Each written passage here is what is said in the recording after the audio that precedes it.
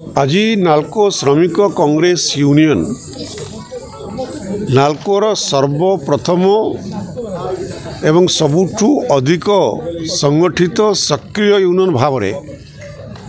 दीर्घ 44 वर्ष भितर श्रमिक कर्मचारी ठिका श्रमिक कर्मचारी स्थानीय लोकंकर दाबी को अग्राधिकार भित्तिरे सरकार एवं मैनेजमेंट पाखरे रखा सहित नाल्कोर घरोईकरण डिसइनवेस्टमेंट समय तत्कालीन नेता स्वर्गत रमेश चंद्र जेना नेतृत्व में बहु कार्य करा जहाँ फल आज नाल्को डिसइनवेस्टमेंट अधिक प्रतिशत होना एवं प्राइवेटाइजेशन है नहीं एवं नाल्को 5200 कोटी टंकार अधिक लाभ करिछि। मिनी रत्नरू आज पहुँची नवरत्न जे नाल्को जदि 2012-13 जो रिकमेंडेशन थिला से अनुजाई जदि स्मेल्टर एवं सीपीबी था एक्सपांशन आज नाल्कोर लाभांश 10,000 कोटी टंकार अधिक होता एवं नाल्कोर प्रतिशत आलुमिना प्रोडक्शन ने भारत वर्ष में 12% नहीं कि 20% पाखापाखि पारि था एवं ता फल ओडिशार संपूर्ण चित्र परिवर्तन हवा सहित अनुगुल ढेंकानाल तालचेर दामनजोड़ी कोरापुट अंचल एवं सारा ओडिशार अभिवृद्धि पाई निजुक्ति पाई प्रगति पाई या अधिक सहायक हो पारि था। जदिओ एबे कहा जाउछि 2030 रे नाल्कोर एक्सपेंशन सेल्टर सीपीबी हम किंतु अन्य पक्षरे कोर्टर निर्देश अनुजाई आलुमिना को जेभली भाव में देशीय स्तर में प्राइवेट कंपनी को बिक्री करने निष्पत्ति होइछि एवं जहाँ मध्य प्रोडक्शन हम दामनजोड़ी रे सेतिकी उपयोग करने स्मेल्टर कैपेसिटी अनुकूल नथिबारु ताकु मध्य प्रतिद्वंदी हेले मध्य प्राइवेट लोकों को बिकिबा को नाल्को बाध्य हो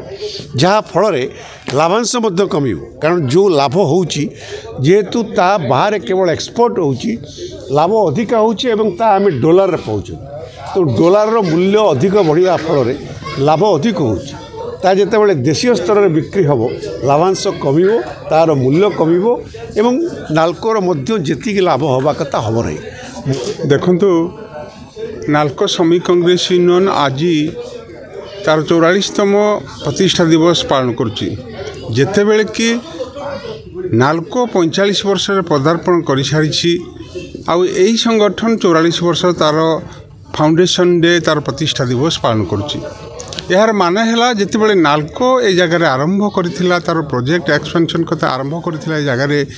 जो नुआ यूनिट बसैथिला नाल्को रे सेतेबेल ठारू जो आसतिले हजार हजार आदिवासी बाहर लोक सब आसतिले सेमानकर थैथान सेमानकर नार्य दाबी एवं से अधिकार पाई ए संगठन जन्म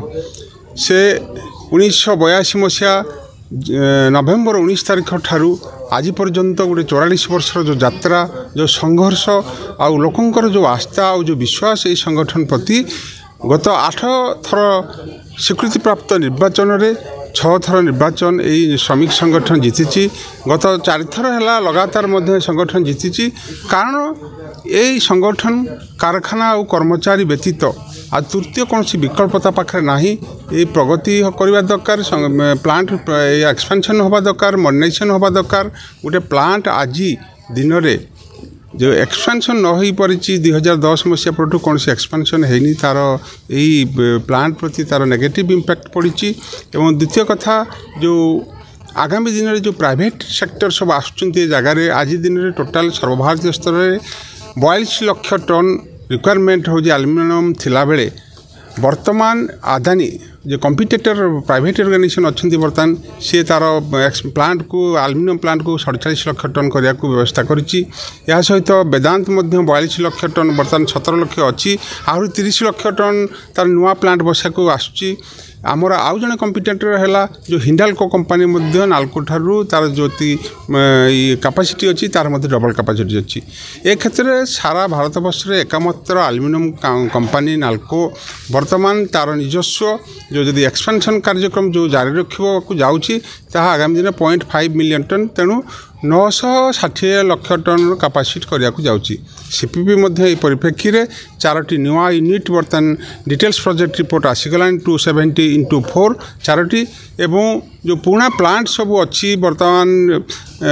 35 ବର୍ଷ 40 ବର୍ଷ ହୋଇଗଲାଣି ଯେଉଁ ମେକାନିଜିମ୍ ହିସାବରେ ଯଦି ଆମେ ଦେଖାଯାଏ ତାହେଲେ ତା'ର ଟାଇମ୍ ଅଲରେଡ଼ି ଡ୍ୟୁ ସରିଗଲାଣି। এই পরিপ্রেক্ষীরে আমি প্রত্যেক স্তরে ডিমান্ড করলু মন্ত্রী স্তরের এবং মাইন্স মিনিস্ট্রি ইয়ে যে প্লান্টকে এক্সপানসন করা দরকার কারণ প্লান্ট বর্তমান রুগ্ন অবস্থাকে চালি আসলানি এবং এখন যদি আমি এক্সপানসন মডর্নাইজেসন ন করা যায় তাহলে আগামী দিনের ভবিষ্যৎ এর ভাল না থাকে। তেণু এই পরিপ্রেক্ষী ব্রাউনফিল্ড প্রজেক্ট কথা চিন্তা করছি সিপিবি ও স্মেল্টর যেত প্রজেক্ট এক্সটেনশন হচ্ছে তেণু এই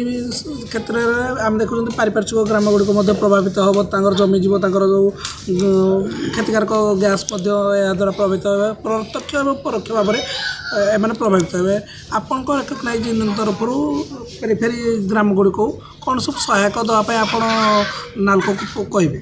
দেখুন সারা ভারতবর্ষে যদি এয়ার কোয়ালিটি ইন্ডেক্স কুহযায় তাহলে সারা ভারতবর্ষে তৃতীয় স্থান অনুগুল জেলা আসুচি। আমি जो एते सब इंडस्ट्रियल एरिया अनुकूल अच्छी से गुड़ाक बर्तमान जो पॉल्यूशन क्रिएट करुच्ची से गुड़ाक व्यवस्थित भाव में सरकार करिया दरकार एवं मैनेजमेंट करिया दरकार जो एयर पॉल्यूशन को बंद करा जाऊ। ये पेरिफेरी गाँव कथा कहते जो 42टी गाँव अच्छी जे आज दिन में सेमानकर जो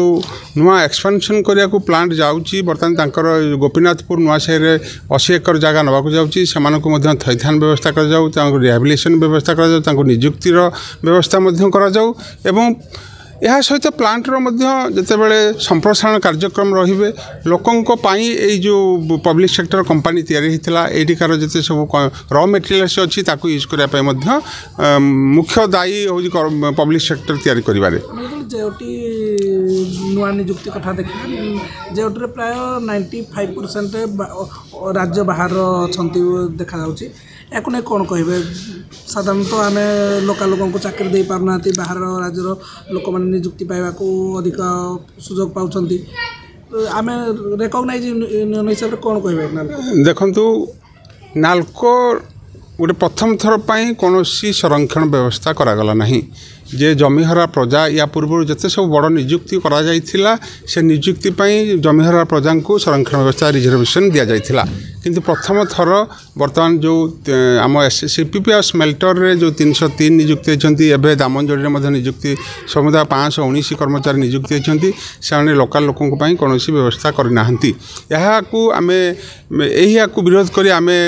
सेक्रेटरी माइंस पाख जाइलु जे लोकल जो मैंने जमीहरा प्रजा जो मानकर जल जमी जंगल रे कारखाना तैयारी होती आम नवरत्न रु महारत्न को स्वप्न देखुचे से व्यवस्था करने दरकार। आम प्रत्येक स्तर में यही जो जमीहरा प्रजा जो पेरिफेरी एरिया पाई जो विषाक्त गैस बर्तमान सृष्टि होती एरिया रे अनुगुल जिले में ताकू सरकारी स्तर में व्यवस्था करा जाऊ जे एठिकार लोक एठिकार प्रजा जो मान जमीहरा जो माने गैस रे पीड़ित रोचंती जो पॉल्यूशन रे पीड़ित रोचंती सेमानक स्वतंत्र व्यवस्था करिया दरकार सेमानक रिक्रुटमेंट रे सेमानक रिजर्वेशन रहिबा दरकार एवं ता सहित जो कारखाना और कर्मचारी द्वितीय बोथ अच्छी सेमानकर प्रगति होगा दरकार कारण गोटे हाथ में केतेबेले जिनिस आगू बढ़ी पारेनी ये कर्मचारी दरकार ये कारखानार दरकार।